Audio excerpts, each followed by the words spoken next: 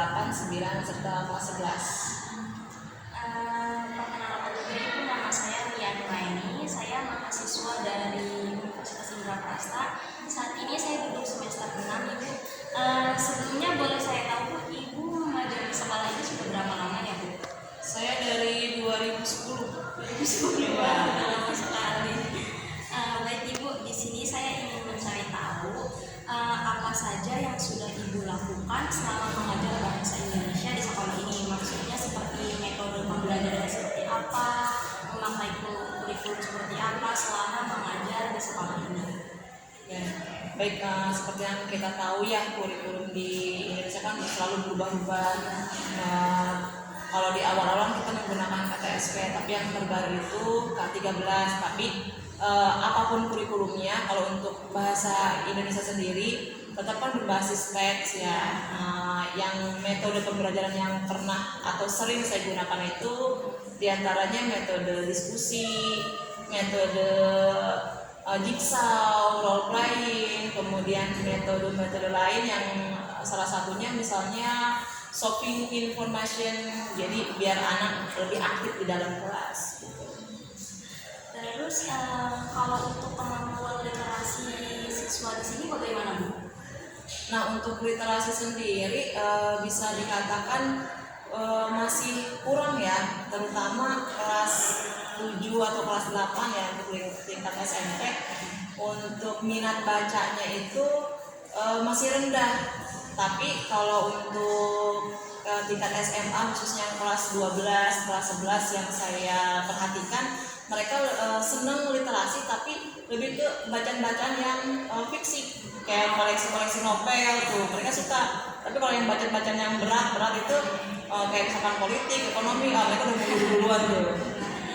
Terus bagaimana cara Ibu meningkatkan literasi serta minat baca para siswa di sekolah ini?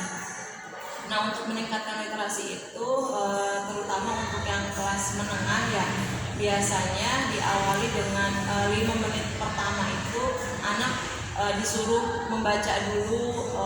Biasanya kan kalau ada buku paket atau LKS suka ada teks-teks ya, tergantung materi itu, misalnya tentang eksplanasi. Nah, kalau sedang ada waktu biasanya saya siapkan dulu lembaran-lembaran kertas yang sekiranya fenomena-fenomena alam yang anak tertarik untuk mengetahui prosesnya, biar di awal sebelum masuk ke materi mereka baca dulu materi teksnya yang berhubungan dengan teks yang akan diajarkan di hari tersebut. Terus kemarin kan karena adanya pandemi kemarin ya Ibu. Terus bagaimana proses pembelajaran pada masa pandemi kemarin sampai pasca pandemi sekarang yang Ibu jalani? Jadi maksudnya apa saja yang Ibu lakukan ketika mengajar pelajaran bahasa Indonesia di masa pandemi yang sekarang Ibu jalani ini? Nah, untuk saat masa pandemi ini saya sendiri merasa agak sulit ya, karena untuk anak-anak di sini sendiri terkait fasilitas seperti HP ataupun data internetnya itu mereka tidak semua anak ada gitu, nggak semua anak ada punya fasilitas tersebut. Tapi alhamdulillahnya di sini ada pembelajaran walaupun cuma seminggu sekali pertemuan. Paling kalau misalnya untuk meminimalisir gitu ya, kadang kita menggunakan Google Classroom, kalau enggak menggunakan grup WA, atau saya sebarkan link YouTube yang berkaitan dengan metode atau materi pembelajaran. Tapi kadang suka Zoom juga ya? Ya, terkadang suka Zoom, tapi yang itu yang ada kan cuma 2-3 orang gitu. Yang ada. Yang ada yang enggak nyampe 50% juga enggak. Terus biasanya media pembelajaran seperti apa yang Ibu gunakan selama mengajar? Media ya.